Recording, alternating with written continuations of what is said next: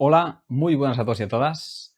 Nos quedamos en la exploración de los tipos de desesperación según Kierkegaard en su obra La enfermedad mortal. Dijimos que la desesperación era una discordancia en algo que define al yo, que es la relación entre lo universal y lo particular, es la relación entre la libertad y lo que nos determina. Es la relación también dicha por Kierkegaard entre lo temporal y lo eterno, entre lo sensible y lo inteligible. Y esta relación, cuando es discordante, llega a la conciencia, porque el yo es la conciencia de esa relación, ¿vale? Bueno, eso si queréis entenderlo mejor, evidentemente, id a la anterior clase, ¿vale? Porque así dicho rápido, y si no habéis visto la anterior clase, pues es un poco ininteligible. Pero vimos que la desesperación, esa discordancia que define nuestra posición en el mundo, nuestra vida, ¿no? Nuestra posición existencial, si queréis, podía ser una desesperación que pusiera un papel más fuerte en detrimento del otro de lo eterno o un papel más fuerte de lo temporal en detrimento de, en este caso, lo eterno. Eso lo vimos ya, pero dijimos que, según Kierkegaard, hay otras formas de caracterizar la desesperación. Y de hecho, creo que en la que nos adentramos hoy es la más importante para entender la idea final de esta obra. La idea que nos plantea aquí Kierkegaard es que la desesperación la podemos clasificar y entender en sus manifestaciones en relación con su intensidad. Entonces, tendríamos una graduación de intensidad que, cuanta mayor intensidad de esta desesperación, también se da al mismo tiempo, y es correlativo, mayor conciencia. En verdad, la conciencia del yo, el que seamos conscientes, autoconscientes, el que nos hagamos un autoconcepto, todas estas cuestiones, ¿no?, que van siempre paralelamente en cualquier acto de conciencia, remite, en último término, a la relación que tenemos entre eterno y temporal. Es decir, la autoconciencia siempre es una autoconciencia de nuestro ser, que es un ser que está, digamos, separado entre lo sensible y lo inteligible, entre la libertad y la no libertad. Y en esa relación sintética en la que vuelve el yo, justamente está la conciencia del yo. Es decir, el yo cuando es consciente, cuando es autoconsciente de ello. Por tanto, es consciente en alguna medida, y ahora veremos esto, de la desesperación que está detrás, ¿no?, que está en el sustrato de su ser. Por ello, cuanto más intensa es la desesperación, más consciente es. Porque cuanta más conciencia tengo, más posibilidad tengo de ver esa discordancia que hay en mí. Es imposible ahondar en nosotros mismos, es imposible ahondar en la autoconciencia sin al mismo tiempo ahondar en esto que subyace, sin al mismo tiempo ahondar en nuestra desesperación. Esa es la idea. Pero fijaros, porque lo que nos querrá defender Kierkegaard es que cuanto menos consciente es esta desesperación, más difícil es de que sea curada. Con lo que para llegar a la superación, la salvación de la desesperación, tenemos que pasar por todas las fases de conciencia y, por tanto, por todas las fases de desesperación, que la desesperación, evidentemente, es dolorosa. Pues bien, entendido esto, podemos entender ahora lo que nos dice Kierkegaard a continuación, que es que la desesperación se puede también clasificar según la intensidad. Por tanto, según el grado de conciencia que tiene el yo. Y Kierkegaard hace una primera clasificación que puede ser cuestionable, no entraremos ahora a cuestionarla, pero vamos a decirla, que es la clasificación entre la desesperación inconsciente y la desesperación consciente. Evidentemente, la que más nos interesará es investigar la desesperación consciente. Y digo que es un poco cuestionable, en parte porque la desesperación inconsciente, de forma absoluta, no existiría en verdad. Porque el yo siempre es, en alguna medida, autoconsciente. Si no, no sería un yo. Ahora bien, tenemos que entender esta desesperación inconsciente como una forma de entender, de englobar las manifestaciones de la desesperación que tienen un grado de conciencia de ella misma muy, muy, muy leve. Entonces, la primera forma de manifestación, según esta nueva forma de categorizarlas, sería, como he puesto aquí, la desesperación inconsciente. Entendida relativamente, como os he dicho. La desesperación inconsciente, como veremos ahora, es muy parecida, y de hecho es un subconjunto de ella, de la desesperación que pone más peso en lo temporal, o que pone más peso en lo determinado, que se ve como no libre. Nos dice Kierkegaard que la persona inconsciente de estar desesperada es una persona que se mueve por categorías sensibles. Y vamos a decir cuáles. Concretamente, por la categoría de agradable y de desagradable. Es decir, busca lo agradable y rechaza y huye de lo desagradable. Se mueve por categorías sensibles. Bien. ¿Por qué estas personas se mueven por categorías sensibles y simplemente buscan el bienestar y huyen del malestar, el dolor? Bien, pues porque en tanto que no son conscientes de que tienen dentro suyo lo eterno, de que tienen dentro suyo la libertad, que es justamente una tarea de hacer el bien, en tanto que no son conscientes de ello, no le ven sentido a justamente sacrificar algo para hacer el bien o esforzarse para ser más libres. A eso no le ven sentido realmente. Al único que le ven sentido es a esforzarse para conseguir un premio agradable.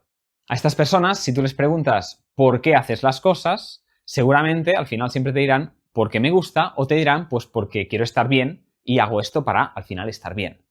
Eso es un poco, si queréis, el discurso de los psicólogos en gran parte de los psicólogos, evidentemente, no todos ellos, ni mucho menos, pero gran parte de los psicólogos buscan que la persona sea feliz dentro de esta desesperación, dentro de una desesperación que es inconsciente de tenerla. Es decir, al menos bajo mi experiencia, lo que yo he visto en muchos psicólogos es que buscan que la persona no vea o no vea como necesario pasar por todo el dolor que implica la salvación. Y de hecho, los psicólogos huyen de conceptos como la culpa, ¿no? Veremos que aquí, en este grado de conciencia elevado, todos estos conceptos, todas estas ideas, que sí que es cierto que, al menos en Kierkegaard, tienen una terminología cristiana, porque Kierkegaard es un ultracristiano, son conceptos y manifestaciones del yo necesarias e importantes para entender el yo, para entender la existencia. No podemos desechar la culpa, ¿no? Bueno, pues vemos tan a menudo, ¿no?, que psicólogos lo que intentan es hacernos olvidar que está lo eterno en nosotros. Hacernos olvidar que el peso de la libertad es el que es. Hacernos olvidar, de hecho, que el sentido de la vida no es que yo haga lo que me gusta, que ponga límites y consiga, pues, tener un bienestar, porque ahora, me amo mucho simplemente porque digo que no a la gente. No, ser feliz solo a través de eso implica un olvido del deber, un olvido de la libertad, un olvido de lo eterno que hay en nosotros, un olvido de lo infinito que hay en nosotros. Pero bien, perdón, no me enrollo más con esto, que seguro que volveremos a entrar en estos temas porque el libro empuja a ello, no porque yo tenga una obsesión, que también. Decíamos que estas personas son inconscientes de estar desesperadas. Por tanto, también nos dice Kierkegaard que, en tanto que son inconscientes, tú las verás con una seguridad, él dice, vacía. Van por la vida, bueno, no parece turbarles demasiadas cosas. Parecen felices o parecen no demasiado preocupados. Son los que tú vas a trabajar, estás sufriendo mucho con ciertas cosas del trabajo y ves que, bueno, no les pesa demasiado nada, ¿no? Lo que sí que les pesa es, como decía, lo desagradable.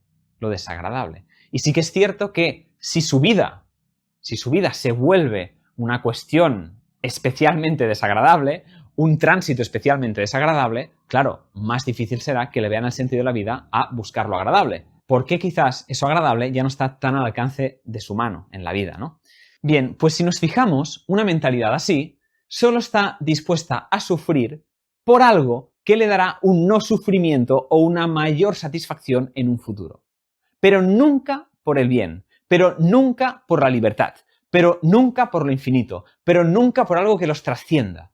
Y así, sorpresa, es como vive la mayoría de gente, y ya Kierkegaard lo dice. Así es como vive, según Kierkegaard, la mayoría de gente de su época. Preocupada en cuestiones banales, preocupada en cuestiones ridículas al lado de lo que es lo infinito, al lado de lo que es el querer ser más buena persona, el querer ser más libre, el querer ser más cercano a lo que es la virtud no en el sentido pagano, sino en el sentido cristiano, ¿no? Según Kierkegaard, que es vivir más en la fe, vivir más en el amor. Viven tanto alejados de ello las personas inconscientes que confunden la desesperación con la no desesperación. Y me explico. Estas personas quieren mantenerse en la enfermedad mortal que es la desesperación. Y quieren mantenerse en ella porque no quieren avanzar en su superación porque implica un grado mayor de intensidad, un grado mayor de conciencia. Entonces, estas personas, cuando se ven menos sufrientes, cuando se ven sufriendo menos, cuando se ven más tranquilas porque ahora la vida y las circunstancias les han dado unas mayores condiciones de vida, una cuestión que ya os digo es circunstancial. Bueno, pues cuando se ven de nuevo tranquilas, piensan, oh, ¿ves? Ahora puedo volver a encaminar mi vida. Ahora puedo volver a esos proyectos, a esas ideas que siempre he tenido. Puedo volver a la tranquilidad, a llegar a casa, no preocuparme por no sé qué, ¿no? Ven en esa tranquilidad vacía lo que sería la no desesperación. Cuando esa tranquilidad vacía lo que muestra es que te estás muriendo en vida. Es que justamente te falta esta conciencia que te puede llevar a la salvación y esta conciencia que es la vida propiamente. Pues no. Estas personas, y yo lo digo esto en clase así, las personas, bueno, no hablo de la desesperación, pero sí que hablo de las personas que son como plantas. Pues bueno, pues estos son personas como plantas, tienen una vida casi vegetativa, ¿no? Pasan por la vida y ven la vida pasar. No esperes mucho más allá de ello. Claro que estas manifestaciones de la desesperación tienen una multiplicidad de manifestaciones diferentes y hay muchísimos matices. Y evidentemente una persona que tiene esta desesperación le salen cosas de una desesperación consciente. Claro que sí, solo faltaría, si no estaría eternamente condenada a estar aquí. ¿Vale? O sea, no es eso, no es eso. Pero sí que es cierto que muchas veces, cuando un golpe duro de la vida los lleva a vivir en lo desagradable y a ver que realmente su vida vacía no tiene sentido, porque no la pueden llenar de esos estímulos tan agradables de la que la llenaban antes, pues bien, sí que es cierto que cuando les pasa eso, muchas de estas personas, su respuesta a ese dolor, a esa conciencia de vacío, es huir. ¿Pero huir de qué? Huir de ellos mismos. Huir de ellos mismos. De hecho, veremos el siguiente día que la primera fase de conciencia es no querer ser uno mismo. La primera fase de conciencia de la desesperación es no querer ser uno mismo. Estas personas no quieren ser ellas mismas, huyen de sí mismas. ¿Y cómo huyen de sí mismas? Pues, bueno, hay muchísimas maneras, todas ellas muy poco efectivas, en verdad, pero una muy clásica es obsesionarte con el trabajo, ¿no? Por ejemplo, ser adicto al trabajo, pensar en cosas absurdas, llenar tu cabeza de objetivos absurdos y, pues, un poco alienarte con ello. Otra forma de ir a la inconsciencia más burda aún es, pues, bueno, básicamente drogarte, ¿no? Drogarte o llenarte de estímulos sensibles que te hagan constantemente reaccionar y no que la conciencia vuelva sobre sí. Es muy típico de las personas que no saben estar solas. Las personas que no saben estar solas son personas que son incapaces de verse a ellas mismas, de ver la discordancia, ¿no?, que subyace en su ser. Son incapaces de ver ese vacío. Por eso necesitan constantemente responder. Que el yo no vuelva sobre sí de forma estable y vea tranquilamente lo que está pasando. Que no pase eso. Bien, pues, como digo, estas personas no es que estén condenadas para siempre, hay esperanza, tiene que haber esperanza, evidentemente, pero sí que es cierto que cuando les da un golpe de dolor, un golpe de situaciones desagradables, a menudo la respuesta que dan es huir, y huir aún más rápido. Contrariamente a lo que podría parecer, a menudo eso las remata. Las remata porque entran ya en la locura máxima. Porque al no querer ver el dolor que hay en ellas, viven en la mentira, en la completa mentira, ¿no? Se explican las historias que sean, ¿no?, para no ascender por aquí en esta intensidad que además es culpable, como veremos. Entonces, sentirse culpable, todo eso no parece muy agradable, ¿no? Y en esa resistencia, pues, viven en el engaño, en el autoengaño, en la mentira. Bien. Si podemos, con un poco de suerte, abandonar este estado lamentable del ser humano, que es la desesperación inconsciente, llegamos a todo el conjunto de manifestaciones de la desesperación conscientes. Bueno, lo he puesto con otro color, da igual. Llegamos a la otra categoría.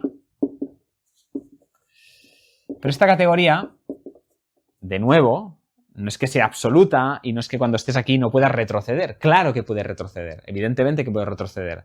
Pues las distracciones, las situaciones, un golpe también de mucho dolor, de cosas insoportables de asumir, te pueden también volver a querer vivir otra vez en esa inocencia, si queréis llamarla así, de la desesperación inconsciente, en ese pasar por la vida de la gente que no le parece preocupar demasiado nada lo que es el bien.